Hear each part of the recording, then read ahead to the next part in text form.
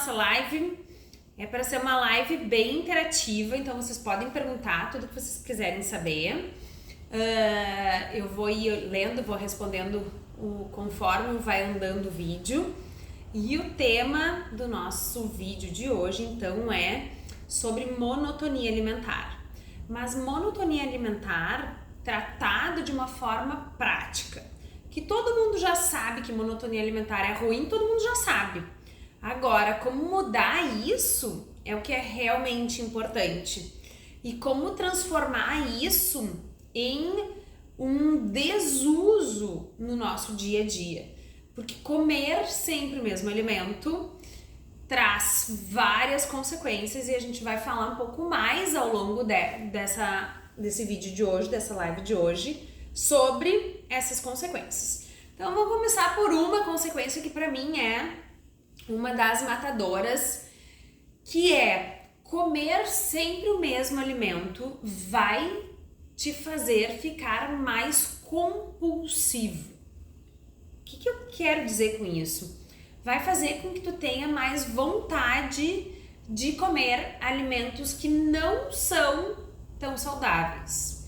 E por que isso? Porque vai estar enjoado de comer aquele mesmo alimento, daquele mesmo sabor. Então tem toda a questão de prazer real, mas também tem uma questão bem química. Comer o mesmo alimento vai gerar desnutrição. Exatamente isso, gera desnutrição. E quando a gente tem falta de nutrientes, a gente começa a buscar quimicamente esses nutrientes e o nosso corpo não tem outra forma a não ser despertar a fome. E com isso é muito mais difícil a gente ter um controle de peso ideal também. Por isso que, secundariamente à monotonia alimentar, uma das grandes consequências é o sobrepeso e a obesidade. Comer sempre o mesmo alimento vai te deixar mais compulsivo, seja por vontade, seja quimicamente, e consequentemente vai fazer com que tu tenhas uma chance maior de erros alimentares e de ganho de peso, ok? Isso é realmente importante numa sociedade que tem crescido o seu peso de uma forma brusca. Se a gente for pegar o Brasil, a nossa curva populacional de aumento de peso, gente, ela tá assim, ó, num crescente impressionante. E o que me chama atenção é que as pessoas, às vezes, elas não se dão conta que aquele peso que elas acham que é 2 ou 3 quilinhos a mais, são 10 quilos a mais. E quando elas vão se dar conta que são 10 quilos a mais, são 10 quilos que elas precisam perder. Mas também foi um tempo inteiro que elas ficaram com aquela dieta que gera hábito de mau consumo, que gera compulsão alimentar, que gera vontade de comer. E aí eu pergunto, você já percebeu isso aí no seu dia a dia? Você em algum momento já percebeu isso nos seus familiares? Você já percebeu isso nas pessoas que convivem? Eu percebo isso muito, é claro, meu olho é treinado. E aí a monotonia alimentar, ela vem como um alerta. Eu não gosto de determinado alimento, mas será que provou? Por quê? Porque a monotonia alimentar, ela se cria aonde a gente tem falta de conhecimento dos alimentos. Ela não se cria onde a gente conhece os alimentos. Onde a gente conhece várias frutas, onde a gente conhece vários vegetais, várias farinhas. E aí, então, eu já falei um pouco das consequências da monotonia alimentar. E agora a gente vai começar a tratar isso. Como é que trata monotonia alimentar? Se trata monotonia alimentar basicamente aumentando o conhecimento. E não existe outra forma de aumentar conhecimento que não estudando. Semana retrasada ou passada foi Dia do Estudante.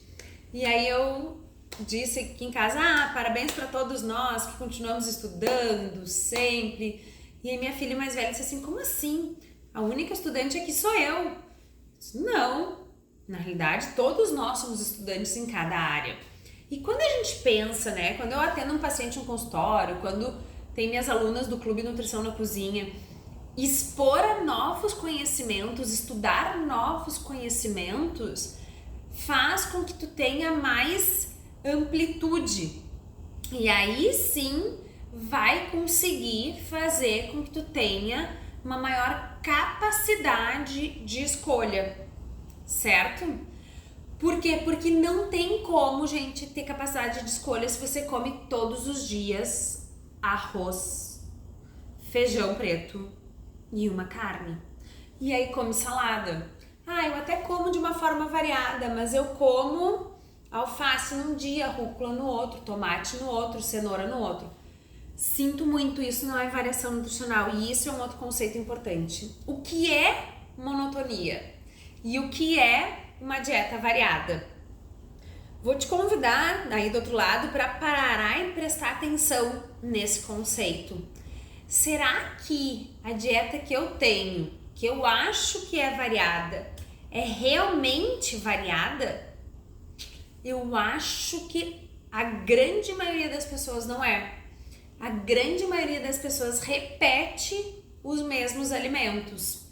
Então isso é muito importante. O que é ser variado? Comer ovo todos os dias no café da manhã não é ser variado, ok? Comer arroz 5 vezes por semana no almoço não é ser variado. Durante uma época, muitas vezes os gastroenterologistas eles tinham medo, um certo receio, que os pacientes, quando retiravam o glúten, eles tivessem contaminação por arsênio, que é um metal tóxico que contamina muito a cultura de arroz, realmente. E aí eu, como nutricionista, nunca tive esse receio, porque todos os meus pacientes, eles têm orientação de não comer arroz todos os dias, entendeu? Mas na cultura brasileira, aqui da metade do país para baixo, pelo menos, arroz é consumido quase todos os dias. Da metade do país para cima, a gente ainda tem mais dos tubérculos. Inhame, cará, mandioquinha, mas em grande parte das regiões não. Então, isso é muito importante. Comer o mesmo alimento mais do que 3 vezes por semana, todas as semanas, é monotonia alimentar. Quantas vezes por semana você consome a mesma castanha? Mas Paloma, até tu mesmo fizeste indicação de variar. Sim, por isso que eu digo, cada dia coma uma. Meus pacientes sabem disso. Escolhe uma. Em alguns casos muito específicos, em alguns momentos a gente precisa ter castanha do Pará mais frequentemente por causa do selênio. Mas comer todos os dias nozes é monotonia alimentar. Comer todos os dias banana é monotonia alimentar. Então eu vou começar a comer fruta. Bom, ok. Às vezes pode ser um start, não come nada de fruta, vou começar a comer uma banana todos os dias. Como início, gente, tá beleza. Só não dá pra achar que tratou monotonia alimentar. Não dá pra achar que dessa forma vai estar bem nutrido e vai manter um peso magro de uma forma estável pro resto da vida, porque não vai. Entendeu? Porque vai em algum momento aparecer essa falta de nutrientes e essa desnutrição, vai aparecer a compulsão. Então a gente tem que pensar naquele grupo alimentar, que aí começa um pouco mais do conhecimento, né? Hoje eu vou falar de alguns, a gente vai começar a falar mais sobre isso também. Ontem perguntaram pra mim sobre lanches infantis, quero fazer uma live depois sobre lanches infantis. A gente já tem vários conteúdos, tanto no YouTube quanto no Instagram, tá? Isso é bem fácil, né, de vocês irem olhando meu Instagram, meu YouTube, onde tem todos os meus contatos também. E aí, com isso, conseguirem começar essa jornada, porque é uma jornada, tá, gente? E isso que é importante. Não é... Às vezes o paciente vem e diz, eu quero fazer uma consulta. Gente, não é uma consulta que salva a vida. Quantos dias por ano vocês foram pra escola? Quantos anos vocês foram pra escola? Numa consulta a gente consegue melhorar um pouco, consegue melhorar muito, mas é mais ou menos assim. Eu sou uma sedentária, eu comecei a caminhar 15 minutos por dia. Isso é o muito, e isso já é um monte. mas não é o suficiente. A recomendação são 5 horas por semana de exercício físico. É o mesmo paralelo. E aí muitas vezes as pessoas dizem, eu não vou na nutricionista porque eu não quero restrição alimentar. Quando me dizem isso, pra mim é um desespero, assim, porque nutricionista não é pra fazer restrição alimentar. Nutricionista, ela é pra fazer inclusão alimentar. As restrições, elas vêm acontecendo como uma consequência disso, tá? Como uma consequência das melhores escolhas, a gente automaticamente acaba restringindo os alimentos ruins. E aí postei um vídeo no YouTube há uns dias atrás, e aí de um pão integral sem glúten. E aí uma menina disse, eu acho que eu não vou gostar, eu não tenho condições ainda de gostar dessas farinhas. E isso a gente vê a consequência da restrição. Por que restrição é só das porcarias, não das coisas boas? Vocês já pararam para pensar quanta restrição fazem na vida por deixar de provar alimentos saudáveis? Ou os pacientes de vocês, que eu sei que tem algumas nutris aqui assistindo, quantas restrições faz na vida por deixar de provar alimentos saudáveis? Isso é restrição. Eu não como nada de frutas. Caramba, é a restrição da vida, entendeu? Não come um grupo inteiro de alimentos super saudáveis. Então essa palavra, ela também tem sido empregada de uma forma equivocada. Restrição não é restrição só das porcarias, é restrição dos alimentos que deveriam estar sendo consumidos e não estão. Por isso que é importante a gente falar de monotonia alimentar. Não é o que as pessoas falam normalmente. Monotonia alimentar é muito mais profundo do que isso. E quando a gente começa a pensar, a gente começa a quebrar vários tabus. E tabus que são essenciais pra gente ter uma longevidade com qualidade. Porque eu não quero ficar uma velhinha sem qualidade. Por isso que eu faço exercício, por isso que eu como direitinho, por isso que eu faço terapia, por isso que eu tento meditar. Ainda não consigo, mas tento, né? Então a gente tem que ter várias condutas.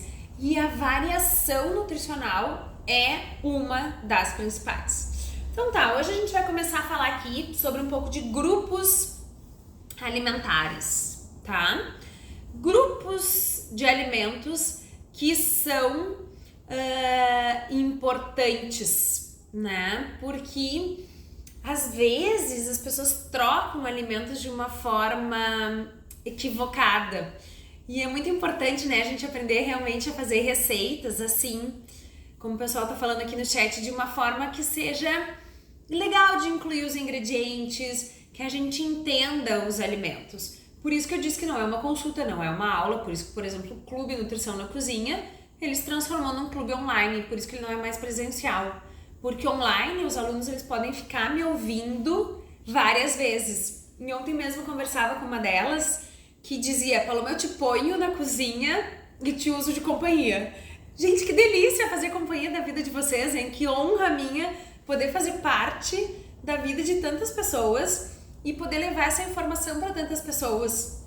Não é um luxo isso, cara, eu fico todos os dias de manhã, eu acordo e agradeço por tudo que eu tenho, e isso é uma das coisas pelas quais eu agradeço, por poder fazer parte da vida de tantas pessoas, porque na realidade minha memória ela vai ficar, entendeu, em várias pessoas com cultura alimentar melhor, que vão transmitir isso para os seus filhos, que vão transmitir isso para os seus netos. E aí quando chega na casa de alguém e tá comendo sempre a mesma coisa, as minhas filhas, por exemplo, elas já acham estranho. Mas de novo arroz e feijão e carne? Não é a mesma coisa que teve ontem? Não era para ser diferente hoje? E aí, claro, as pessoas que não têm conhecimento e que nunca ninguém ouviu falar sobre isso, gente, não tá errado, entendeu? Não tem problema não saber, o problema é ouvir essa informação que eu tô trazendo aqui hoje e não pensar em mudar a sua atitude. Isso é um problema, mas fazer essa negação vai ser problema, tá? E aí, antigamente, se comia arroz, feijão e carne todos os dias. Meu marido diz, quando tem arroz, feijão e carne aqui em casa, no almoço, que é o cardápio preferido dele do almoço. Por quê? Porque ele desenvolveu memória afetiva, porque era o que mais tinha e tá tudo certo. A gente nem sabia que tinha que variar tanto, não é? Numa conversa com uma nutri essa semana, segunda-feira, eu tava conversando com ela e ela trouxe isso. Nossa, Paloma, eu ouvi o teu Reels sobre monotonia alimentar. E fiquei pensando, na realidade eu pratico monotonia alimentar, mas quando eu estudei na faculdade, isso não era considerado monotonia, comer o mesmo alimento 1 a 2 vezes por semana. Ou comer o mesmo alimento mais do que 3 vezes por semana. Não era monotonia alimentar, agora é. Porque a gente tem num país tão biodiverso, tantas opções. Então vamos lá para algumas delas. Vamos começar. Eu vou mostrar aqui alguns potinhos pra gente aprender a variar um pouco. E aí eu prometo que eu vou vir trazendo mais conteúdo a esse respeito pra gente começar a variar cada vez mais. Então vocês vão sempre ver aqui, tanto no meu Instagram quanto no meu YouTube, receitas diversas. Não é só pão, não é só molho, não é só bolo, não é só shake, não é só sorvete. São diversas, porque a gente precisa de diversidade, inclusive nas receitas. Comer só um grupo de alimentos, como sem glúten. As pessoas buscam só por pão sem glúten e esquecem todo o restante, as farinhas que vão empanar, o que vai fazer o omelete, o que vai fazer a panqueca. Então a gente precisa aprender a variar em todas as refeições. E essa é a minha ideia, que todo mundo aprenda, tá? Então, vamos pegar meus potes aqui, olha só. É uma quantidade de pote, hein? Primeiro, farinha de mandioca, torradinha, polvilho doce, farinha de arroz integral. Aí a gente tem aqui farinha de milho, tá? Vou botar ela aqui.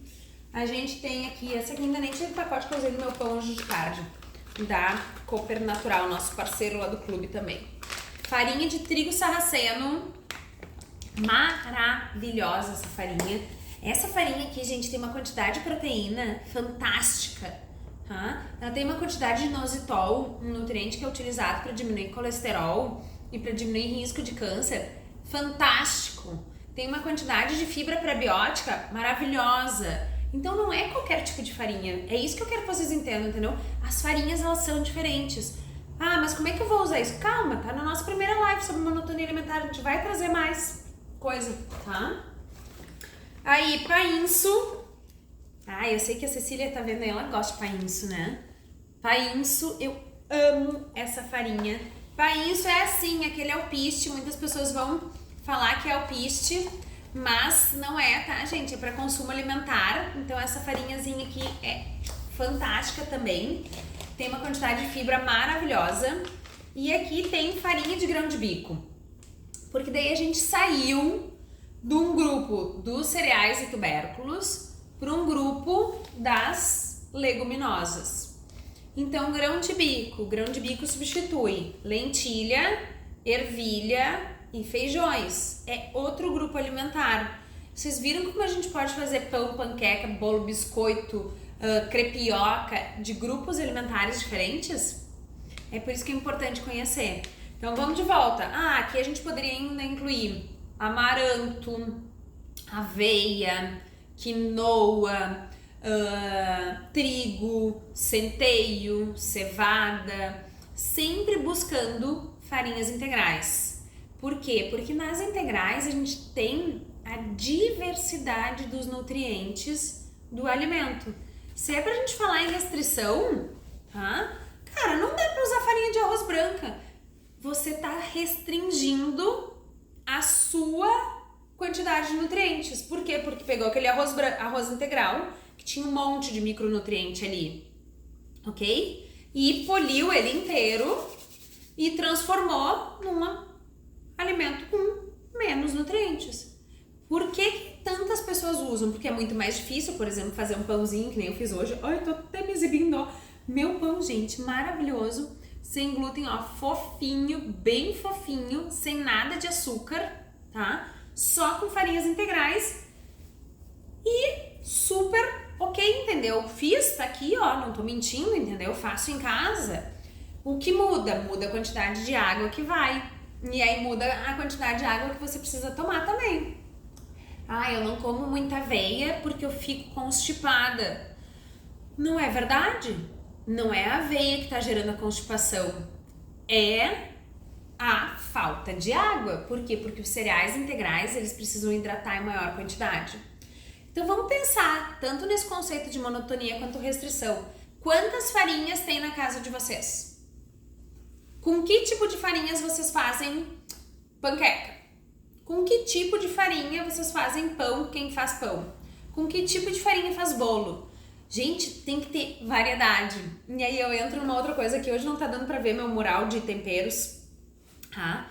Mas todo mundo diz, nossa, Paloma, como tem coisa, eu me perco naquele teu mural de temperos. Mas é fácil, gente, ele tá aqui à vista e eu conheço já todos os grupos, vou pegando e vou utilizando. E é essa a ideia, entendeu? Que é importante a gente variar esses tipos de farinhas. Então essas aqui todas são de cereais. Olha aí, tem gente dizendo que tem várias, muito bem. Agora a gente tem farinhas de outros grupos, por exemplo, farinhas gordurosas. Vou tirar essas farinhas aqui da frente. Vamos falar um pouquinho das farinhas gordurosas. E fontes de gordura também, porque aí a gente pode pensar em outros alimentos.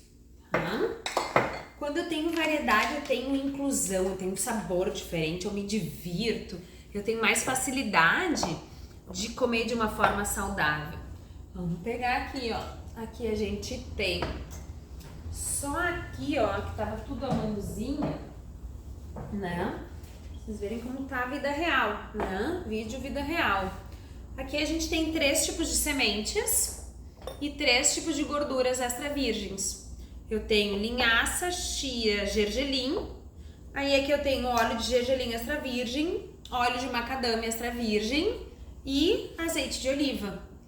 Isso sim é variação nutricional. O azeite de oliva é uma das melhores opções, é verdade. Azeite de oliva é uma das grandes opções. Porém, consumir só ele, às vezes vai ser ruim, porque vai faltar as gorduras poliinsaturadas.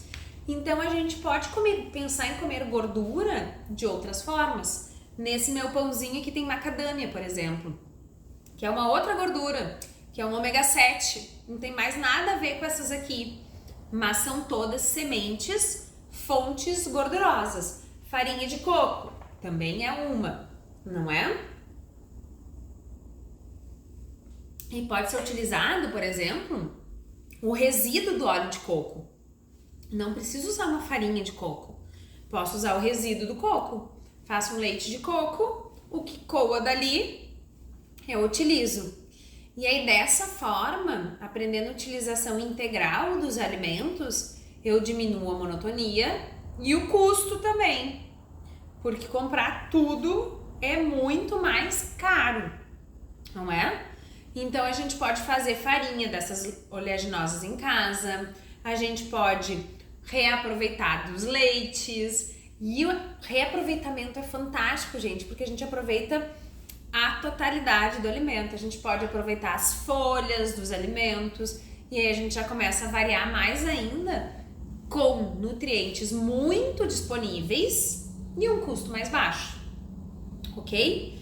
Então, olha só, a gente já falou, viu? Quem não conhece, gente, tá dizendo aqui, tem que começar a conhecer, tá? Eu tô aqui pra isso, não tem problema não conhecer, que bom, admite, não conheço, mas vou atrás. Cola aqui que a ideia é essa, que vocês tenham cada vez mais conhecimento, tá? Isso é muito, muito importante. Então, já falamos de 2 grupos que são importantíssimos. Vamos botar minhas gordurinhas aqui de lado, que a gente vai começar a olhar para um outro grupo agora. Toda live eu acho que é legal a gente fazer alguma preparação, porque senão fica meio chato, meio monótono, né? Eu gosto de comida, nutricionista gosta de comida, mas eu gosto de comida mesmo, entendeu?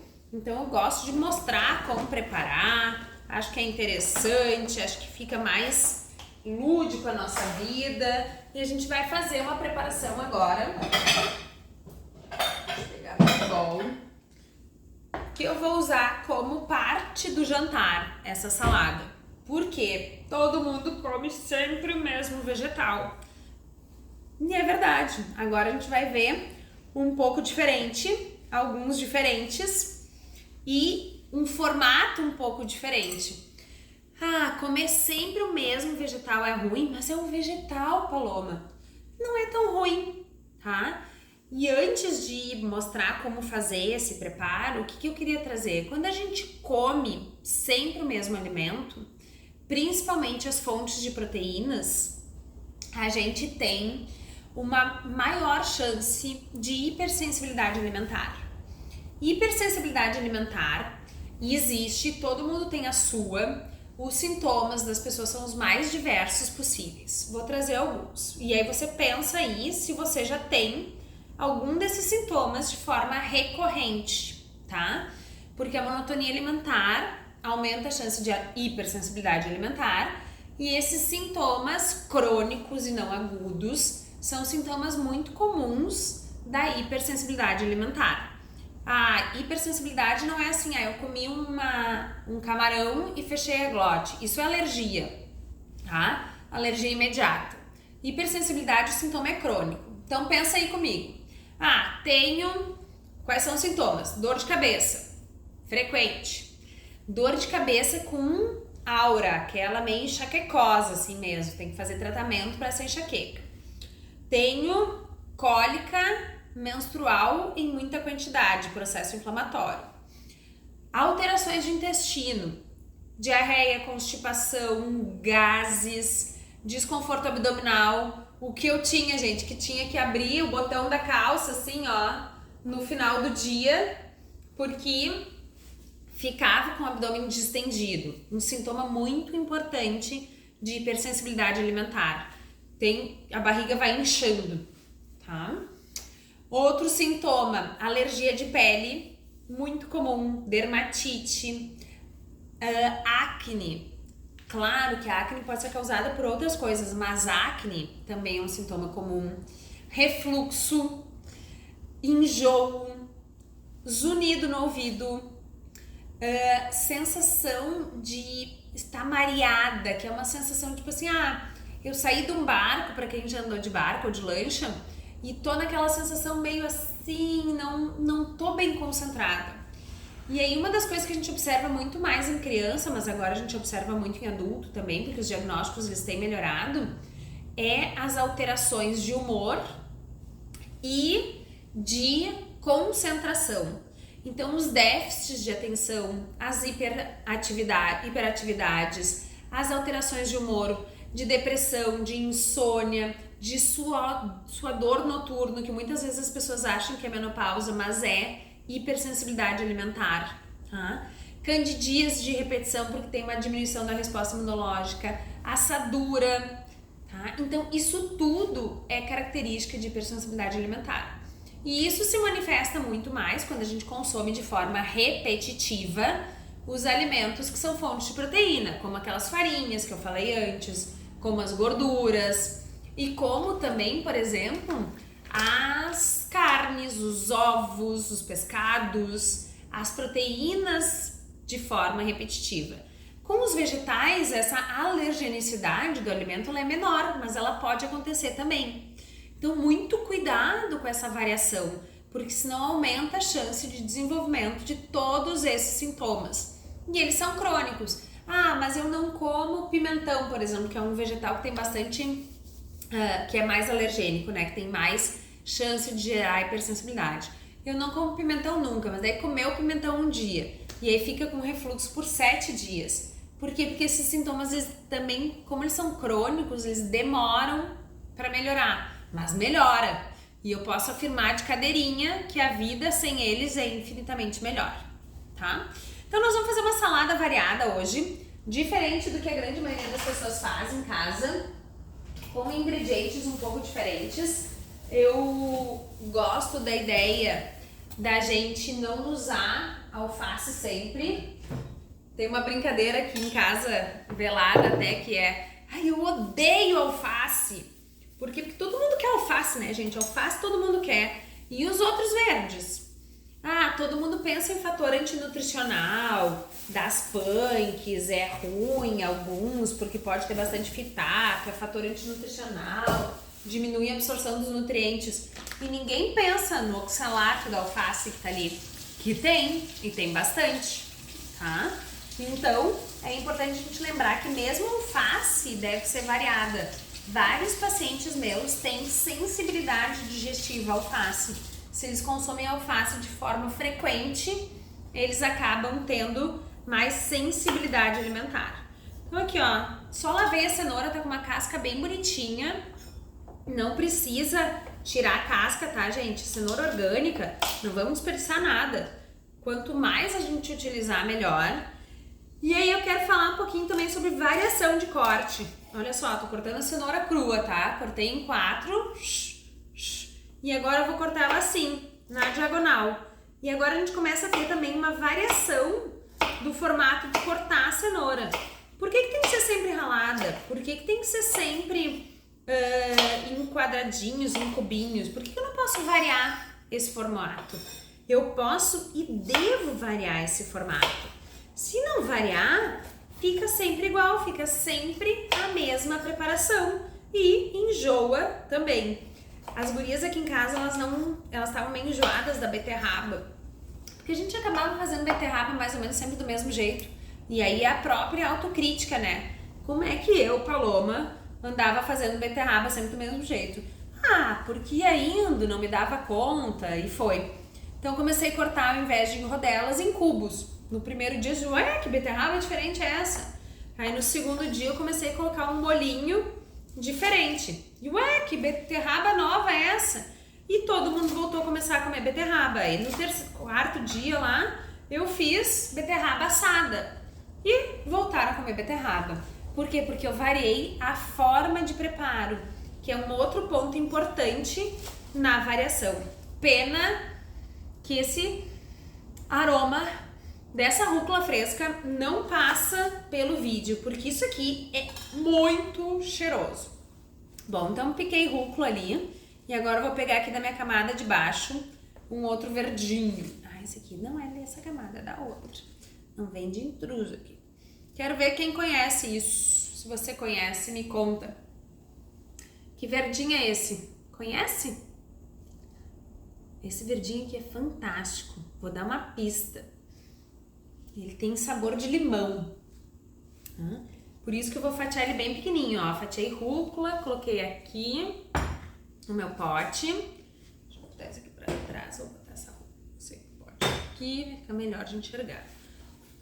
Rúcula, coloquei aqui. Cenoura, coloquei aqui. Azedinha! Muito bem, gente. Uma galera já conhece, ó. Viu? Azedinha é luxo, tá? E aí a azedinha tem esse sabor de limão. Ela é uma punk que tempera a salada. A galera aqui em casa não gostava muito, por quê? Porque a gente colocava inteiro na salada. Inteiro não fica bom, gente, fica bem azedo, tá? Substitui limão. Mas assim, picadinho, dá um toque refrescante. Ao invés da gente colocar limão, a gente coloca azedinha, ó. Picadinha, e aí depois a gente vai começar a misturar isso aqui tudo. Esse meu pote de salada aqui é luxuoso, né? Olha só quantos verdes eu tenho aqui e não tem nada de alface. E aqui tem um outro radite, que não é dente de leão. Todo mundo que me conhece sabe que eu amo dente de leão, por todos os benefícios que ele tem. Mas essa semana na feira eu comprei esse aqui, ó, que é um outro radite. Parece dente de leão, mas não é, tá? É pincel de estudante, em alguns lugares se conhece assim, em outros lugares se conhece como radite do mato. E é um radite com sabor amargo, mas não tão amargo quanto o dente de leão. E aí eu vou picar ele aqui também e a gente vai colocando na salada. E se vocês forem perceber, eu misturei sabores aqui. Eu misturei um picante da rúcula com um ácido da azedinha, com um doce da cenoura, misturei cores e agora a gente vai continuar misturando isso um pouco mais. Vou colocar um repolho, que repolho pra mim é vida na geladeira. Repolho não estraga nunca, gente. O vegetal resistente esse nos deixa muito resistente também. Esse repolho roxo maravilhoso, cor diferente, isso é um outro ponto de variação. Quanto mais variada a cor dos alimentos que a gente consome, melhor é. Comer os alimentos sempre da mesma cor é ruim, Então aqui, ó, vou colocar repolho cortado de uma outra forma, como a maioria das pessoas também acaba não utilizando. Eu adoro colocar repolho assim em cubos na salada, ao invés de repolho fatiadinho. Se você andava com preguiça de comer repolho porque tava com preguiça de fatiar ele bem, corta assim, ó, em cubos e esmaga, tá? Esmaga um pouquinho, que esse calor da mão, ele vai abrandar a fibra do repolho, ou seja, vai deixar esse repolho um pouco menos crocante, mas um pouco mais macio, o que é muito gostoso numa mistura de salada que nem essa. Então a gente coloca aqui, ó, eu vou abrandando um pouco essa fibra, a gente já consegue perceber na mão como é que ele vai ficando. E a gente vai botar isso no bowl de salada. Olha quantas cores já, né? A gente tem vários verdes misturados, temos a cenoura e temos o roxo do repolho. Isso aqui é fantástico, assim, ó. E esse pote aqui eu vou ter que fazer repeteco, né? Porque aqui em casa eu como uns 2 desses por refeição. É impressionante. E aí, em homenagem à minha filha Luna, eu vou colocar agora na salada uma ervinha que ela sempre pede pra eu comprar na feira, que tá aqui, que ela adora, gente, é hortelã. Olha só, que lindos os hortelãzinhos, tá? Hortelã dá um frescor pra salada, maravilhoso. E aí a gente coloca um galinho, já é suficiente. Tira as folhinhas dele e pica e coloca misturado na salada. Junto com essa azedinha, a salada começa a ficar temperada. E é isso que é importante. Ah, eu como sempre a mesma salada. É um detalhe, tá? É um detalhe que vai te tirar da monotonia alimentar. Ah, então não tem hortelã. Varia a erva que for utilizar. Coloca outra. Coloca orégano, coloca tomilho, coloca manjerona, coloca qualquer uma das outras que tiver em casa. Não tem restrição. Isso é sair da monotonia alimentar. Você vai começar a conseguir ter mais variedade. Por quê? Porque variou a erva que está utilizando. O hortelã, ele tem um papel bem interessante na melhora do processo digestivo e no efeito vermífugo. Então as crianças, quando consomem muitas porcarias que eu digo, colocam a mão suja na boca, entendeu? Não de comer porcarias alimentares. Acabam tendo uma vontade maior de comer hortelã. A gente tava na beira da praia e a Luna achou hortelã numa casa e ela disse, eu queria tanto comer, além dela gostar. Por quê? Porque tava beira da praia, botando mão suja na boca, né? Os micro-organismos patogênicos, eles estavam fazendo a festa ali. E aí eu lembrei disso porque diversidade alimentar, ela, além de tudo, alimenta as nossas bactérias intestinais benéficas. Isso mesmo. Não adianta tomar probiótico e comer sempre o mesmo alimento. Ah, é melhor do que nada. Sim, é diminuição de danos. Agora, para a gente ter uma microbiota intestinal realmente benéfica, eu preciso ter uma variedade nutricional. E comer sempre o mesmo alimento vai fazer com que você tenha menos variedade nutricional. As cores dos alimentos e os tipos dos alimentos diferentes fazem com que bactérias benéficas cresçam no seu intestino, tá? E fazem com que você tenha uma melhor resposta de absorção de nutrientes, de modulação de humor, de qualidade de vida em geral. E aí vocês estão se perguntando, né, por que não alface, Paloma? Porque alface todo mundo consome, alface é fácil, quando vai num restaurante tem, quando vai em qualquer lugar tem. Então, comer alface todo dia não é sair da monotonia alimentar. Comer alface todo dia é manter a monotonia alimentar. E agora a gente vai colocar aqui, ó, uma bergamota picadinha nessa salada. Só é importante tirar a semente, porque senão morde a semente, daí fica com gosto ruim mesmo. Alface, gente, é uma folha das folhas com menos valor nutritivo também. Não sou contra alface, tá? Podem comer alface, não é isso. Só que não precisa ser só alface. Todo mundo pensa em salada verde, pensa em alface. Pense em tantas outras. Nós somos um país tão biodiverso. Os verdes, eles têm tanto magnésio, por exemplo, que é importante a gente começar a olhar para verdes que têm mais magnésio. como é importante a gente começar a olhar para cereais que tem mais magnésio. Como eu mostrei ali, a farinha de trigo sarraceno. Tem uma quantidade de nutrientes muito maior do que uma farinha de trigo tradicional. E aí, se você comer sempre a mesma, vai ficar sempre com os mesmos nutrientes e faltando sempre os outros. Então, é importante essa variação.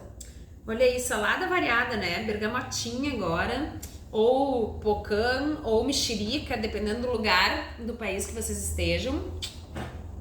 Coloca aqui em cima. E agora a gente vai colocar uma gordurinha do bem também.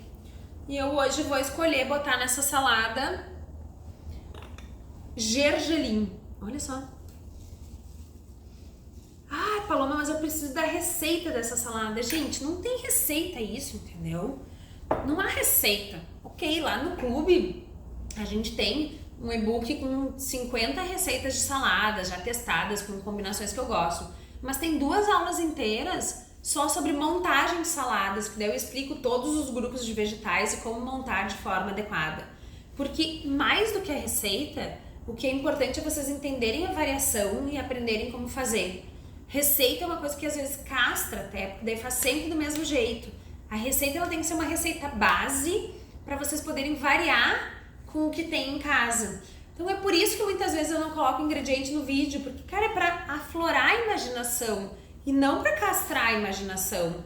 É para vocês aprenderem a fazer e não para ficarem dependentes do meu pensamento de receita o tempo inteiro, tá? Bora lá, olha ali, ó, saladinha pronta pro jantar de hoje, que daí eu vou complementar com mais algumas coisas. A Alice pediu crepe, vamos ver se vou fazer crepe mesmo. Vamos definir aqui agora. Por quê? Porque tem variedade de opções na geladeira semi-prontas também. Porque tem variedade de opções no freezer semi-prontas. Então, rapidinho, em 10 a 15 minutos, eu consigo fazer essa variedade realmente ser efetiva, tá? Muito bem, gente. Então, nossa primeira live sobre monotonia alimentar era esse.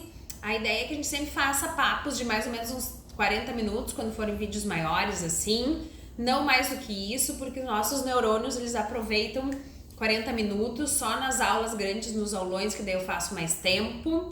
Espero que vocês tenham captado um pouco dessa ideia inicial da monotonia alimentar. E eu quero só trazer aqui um resuminho.